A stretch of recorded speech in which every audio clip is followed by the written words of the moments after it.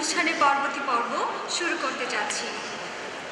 আমরা আমাদের পরবর্তী বক্তাকে আমাদের মঞ্চে আহ্বান জানাব। তিনি হচ্ছেন একজন নারী, যিনি দেশের নারী সমাজকে প্রতিনিধিত্ব করেন তার ব্যবসায়িক জ্ঞান এবং ধারণার মাধ্যমে। তিনি নিটল-নিলয় গ্রুপের চেয়ারম্যান এবং প্রতিষ্ঠাতা এবং president of Bangladesh women chamber of commerce. আমরা মঞ্চে আমন্ত্রণ জানাতে চাই মিসেস সেলিমা আহমেদ ম্যামকে। Now, the lady who represents women of Bangladesh with her deep understanding in business, the best businesswoman since many years, the Vice Chairman, the Vice Chairperson of Nitol-Niloy Group and the founder and President of Bangladesh Women Chamber of Commerce and Industry. So please put your hands together for Selima Ahmad ma'am. এখন আমরা একটি video দেখতে পাবো যেটি Oslo business for piece award 2014 যেটাকে business দুনিয়ার সবচেয়ে বড় নোবেল প্রাইজ হিসেবে ধরা হয়। Can we have the AD please? I think it's a great honor for all of us, particularly as we have two lady Nobel Peace Prize winners here today, and 4 out of the 6 honorees are women as well. Remember that. That's an important statement.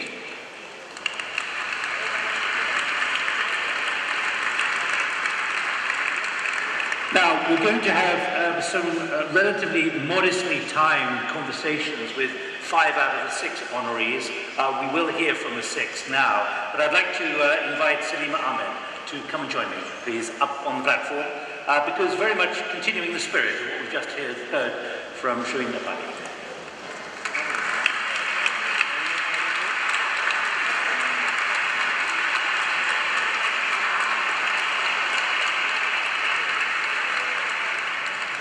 You can read much more about the citation and why Selima has been honoured, but of course you come from a country which is still struggling with its corruption, transparency, a political process where many of the parties boycotted the recent election, and you're an activist for women in business, and here we are, what, 30? Life changes, things changes, situation changes, and we have to raise our voices all the time. The entrepreneurship of women in Bangladesh was or is mainly in microfinance and microenterprise, and we also have a large group of women as a worker. But for me, I would like to see women more as an entrepreneur than as a worker, because I have seen the discrimination between men and women as a worker. Do they have equal opportunity? They have equal opportunity and they are better than men, but they are discriminated.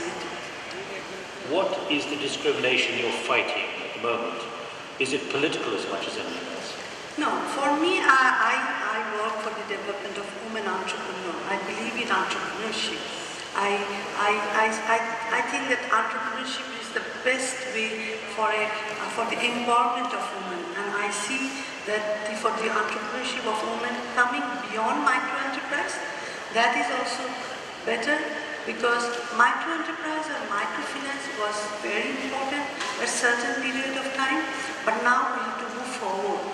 And microfinance gives a better room for the livelihood, but we need to see more women into SMEs. And what I did, I continuously lobbied for having policies in favor of women entrepreneurs, which is low rate of interest and without collateral. And Bangladesh government has given a circular, and out of which 10,000 women entrepreneurs has received big loan, and that has created more employment too. But even in microfinance, not just in your country but elsewhere, those who do it run into enemies, and you take some kind of risk. It's very easy to be celebrating what you've achieved here. What about the challenges, the risks? How daring have you had to be at times? Let me first say, I work for the women entrepreneur to go beyond micro. I'd like to see women bigger. I don't want to see women as a charity. I don't want to see women in a small thing. But when I formed the Chamber of Commerce, that was the challenge. Because the mainstream business community said, why a separate Chamber of Commerce for women? And I had to fight for 7 years. I had to even sit in the court because mainstream businessmen was like, why separate chamber? What this woman is going to do? I think women... Were they determined to make it impossible for you to succeed? Very much Do you impossible. see them as enemies or what? Very much, I should not say enemy, I think they're jealous. And I think men has really ego problem. They like... Do you want to say that again? I would like to say that again. Men has ego problem when they are very much in favor of women who request them, who tell them, sir, please do this for me. But men doesn't like women who are equal to them. Men doesn't like women to move forward. So mindset of men need to be changed. And forming the Women's Chamber of Commerce, mindset of men has changed. Because we have moved forward, we have brought two policies. One, low rate of interest, collateral-free loan, and also separate allocation in the national budget. This year, I'm training 16,000 women entrepreneurs to move forward to SME and large businesses. I believe that the women entrepreneur of Bangladesh will make a milestone and will do it after post-MD 2020. Maybe I'll come back again, maybe in this Oslo Hall for another award, who knows?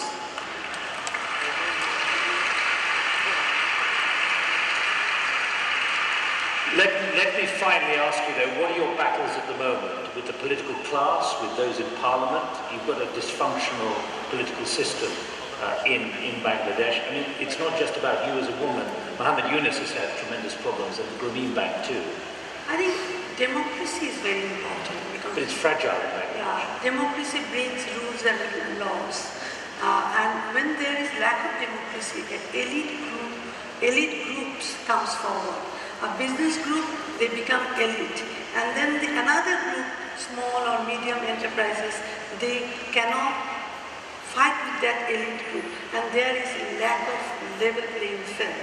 So if an entrepreneur doesn't have a level playing field, she or he can never reach that group.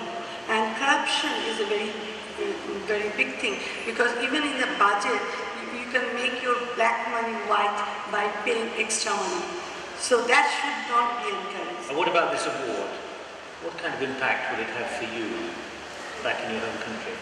I think the people of Bangladesh has really encouraged me. They are very happy. The media of Bangladesh, I must acknowledge the support of media when I started the Women's Chamber of Commerce. And today I have 6 media people from Bangladesh also. But I think this will give a sort of an acknowledgement that yes, women entrepreneurship of Bangladesh is important, and the work which Bangladesh Women's Chamber of Commerce has done has made a difference to 7,000 women entrepreneurs of Bangladesh, and who has moved forward from micro-enterprise, microfinance to bigger enterprise, and now going to bank and taking loans. Selima Ahmad, congratulations. Everyone's delighted to see you here. Thank you. Thank you.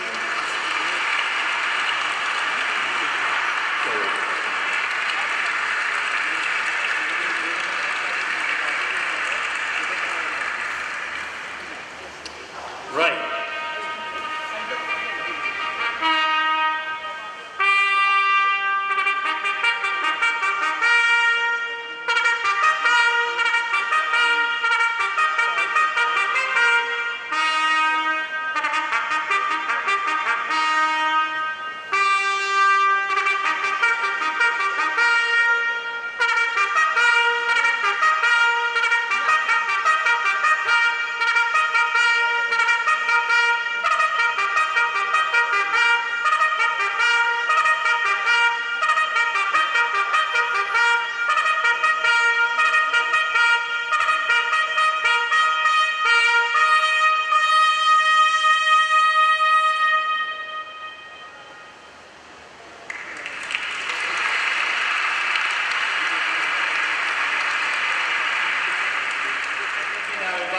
Stage, Sternberger Roseland, founder and chairman of Saxgard, co-founder, award director Annalena Humpeland, and also Asta Kusinga-Liedersen.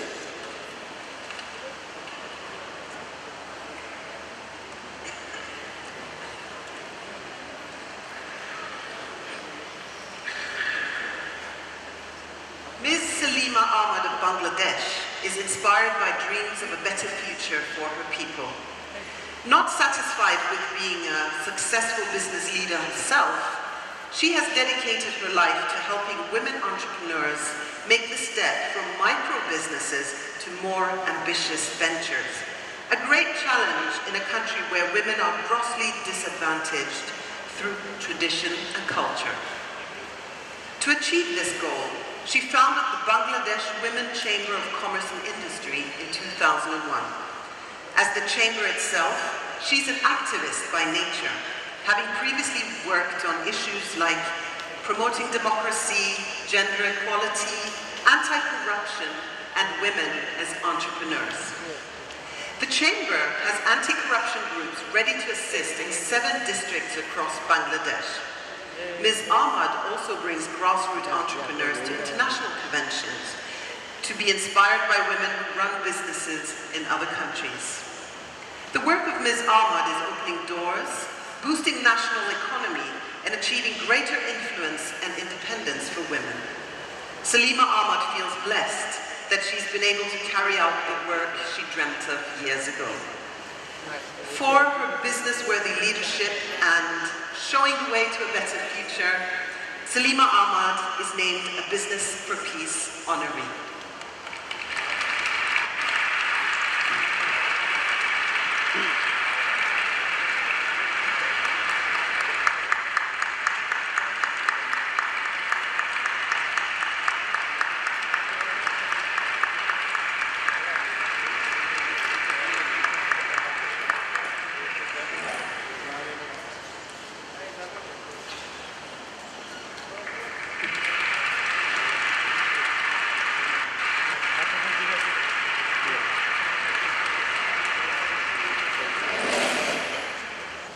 Thank you. Let me first thank the organizer for inviting me to speak in these very important issues, and of course to the young entrepreneurs. I think entrepreneurs are always young, how old they are, and I think let me congratulate each one of you for being and moving towards entrepreneurship. Entrepreneurs, as a definition, we always say entrepreneurs who take risks, invest money with a hope for a profit. Because without profit, ultimately the success doesn't come. The entrepreneurs fail. And the process of entrepreneurship, that is the challenge. And the process starts when you decide to be an entrepreneur. For me, I never thought I'll be an entrepreneur. I always dreamt of to be a banker or a journalist or something, or as an artist. But never thought about entrepreneur. And this is the best part, because you can always be an entrepreneur if your process is right. And I'll come to the process. For me, I was married when I was 16 years old. I was in the college. And when my son was born, I was only 17. I got admitted in the university, my son was born.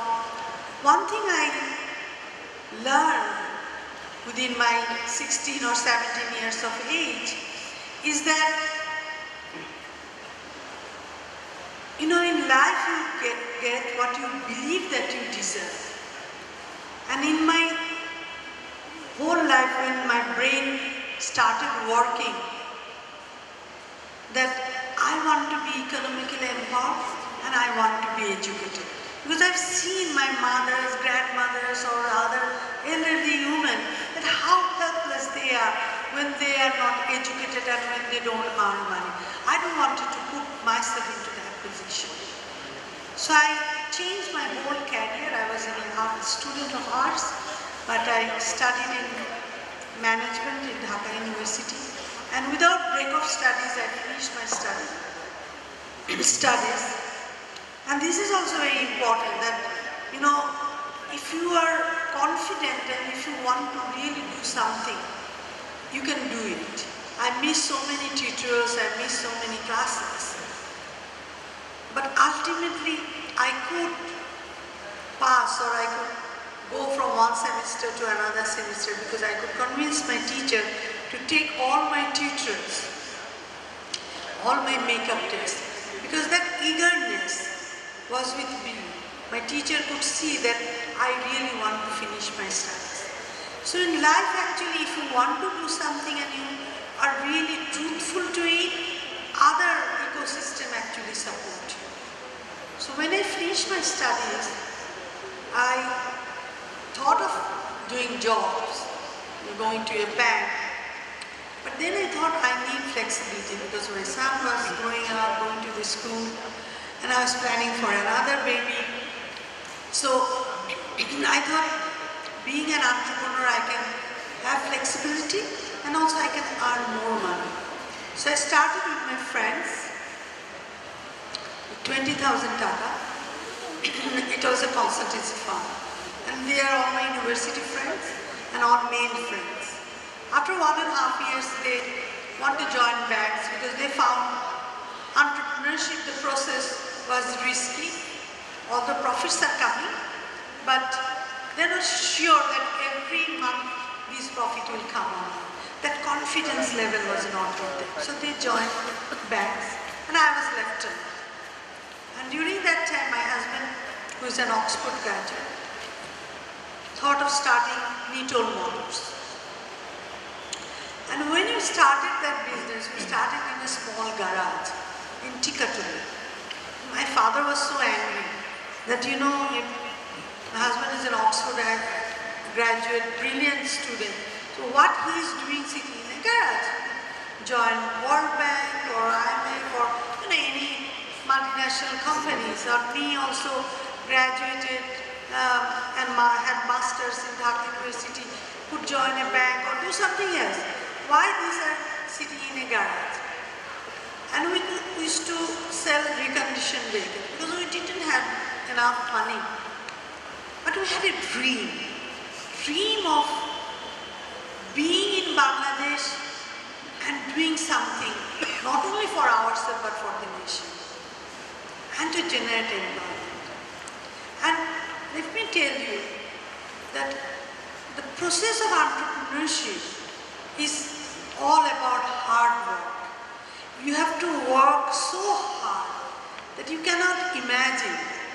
I always say, I was a faculty of Dhaka University and AIB, to my students that, you know, when you pull your skin, how much pain you will have.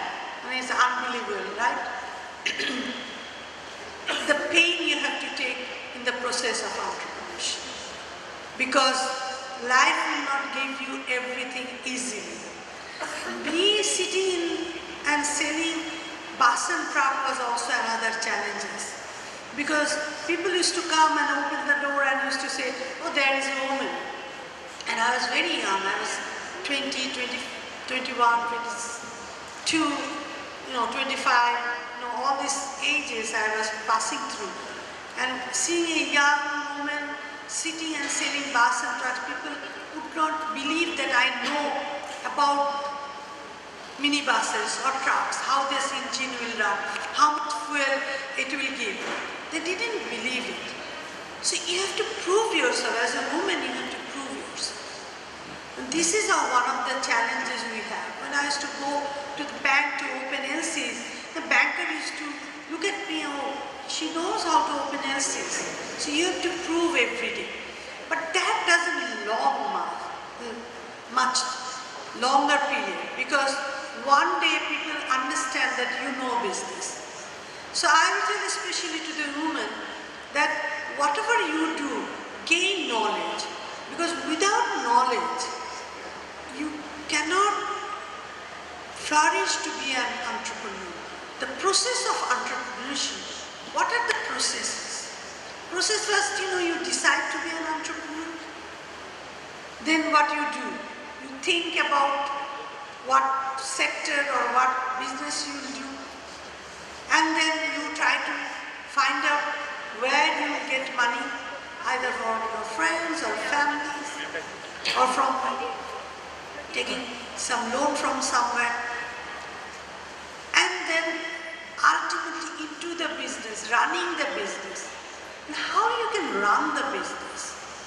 In entrepreneurship process, you always have to add something new.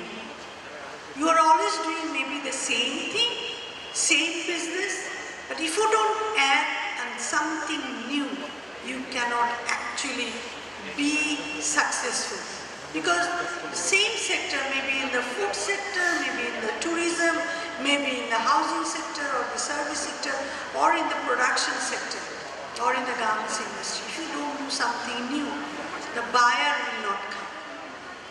And that's why anything new you do, you will be successful. But as I was going to tell our story, that we started with a small amount of money, no money we didn't have. You have to save money also. Being an entrepreneur, if you spend whatever you have, you will never succeed. Saving money is very important. Every day, every penny you have to save. I remember that me and Matlu used to save so much money, whatever we used to have. Like if you have 100 taka, we used to at least save 5 taka. And that was our savings, and that we used to invest later on. Because if you don't save in your rainy days, because business is some certain thing, every day, every moment you will not get money. And for that you have to save money. And as I said, sitting in a garage, selling vehicles. And then we have the dealership of the largest company, Tata Motors. And they came to us because we did some initiative in sales and marketing. Like during that time, no one has given credit to sell a vehicle. And we did that. We took that challenges.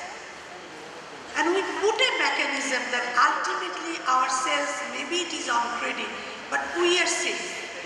That safety issue is also very important. In entrepreneurship process, if you don't protect yourself, if you become like a Biddas and be happy and selling your product, not calculating your profit, not calculating your cost, not minimizing the expenses, you will never succeed. From the garage, we came to another big area, which was an open field, and we started business there. We could have rented a big showroom, we could have hired a big building and start and do our business. But we didn't. We didn't want it to take risks first moment. We wanted to go slow, but our speed was there. Our speed of getting bigger was there. And your dream. Dream is so important. If you don't dream, the entrepreneurship and entrepreneurs will never succeed. You have to have a dream. And without your dream, you can never succeed. And how you can fulfill your dream? Now you see a dream and do you think it will be fulfilled? No, you have to have an action plan. You have to set a goal. This is my goal. And with that, you have to have an action plan. And I always say that, it's like a mountain, and you are in the bottom of the mountain. And if you want to reach to the top of the mountain, you need to know how I can reach that mountain. And you cannot plan one day that just go and be to the peak. You have to go slow by slow. If you don't do it, you will fall. And your enterprise or entrepreneurship will fail. So for us, we did in the same way. And we had one staff. And now we are generating about 7,000 employees in our company. We are one of the highest taxpayer of Bangladesh. Our whole family has been titled as Kor Bahadur. And I showed this video. Why, when I was getting this award and when I entered into Oslo Hall and when I was in the podium in the dais of Oslo Hall, I was thinking, Selima Ahmad was married at 16 years old, being a mother at 17 years old, didn't have any money, didn't do any work, but now, standing in Oslo Hall, if I can do it, any woman can do it. Anyone can do it. And that is why, when I was becoming successful, I was thinking with my experience, I wanted to form this Women's Chamber of Commerce. That was also a tough journey. But I had that dream. I had that action plan. I had my goal and I had my strategies. So now the chamber has become one of the best chamber of commerce in the world and has promoted 47,000 women entrepreneurs. And for women entrepreneurs, life is not easy because getting money is tough, sitting in an enterprise is tough, marketing is tough, your mobility is tough, your safety is tough, your family is tough, society is tough. It's not easy. But your dignity is within yourself. Your belief is within yourself. Your hard work is within yourself.